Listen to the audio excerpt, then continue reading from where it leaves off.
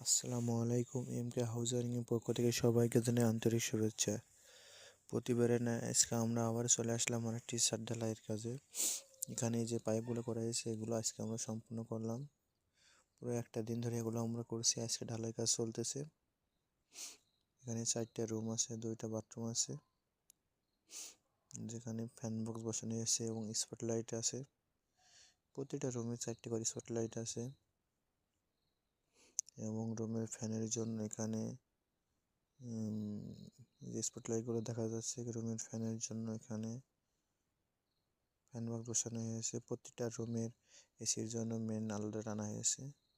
প্রতিটা সাইডে রুমের সাথে রুমে মিলানো আছে এবং যে ডিস্ট্রিবিউশন বক্স বসবে তার জন্য এখানে মিলানো আছে।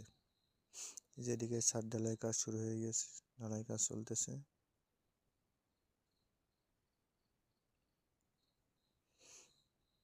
এখানে সব মিলে 4টা রুম আছে এবং 2টা বাথরুম হবে, 2টা রান্নাঘর হবে। দেখেন যে ফ্যান বক্সগুলো কীভাবে কর্নার কর্নার বসানো হয়েছে।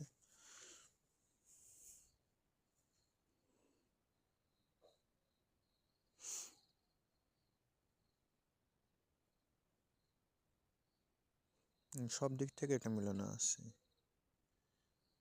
সব দিক থেকে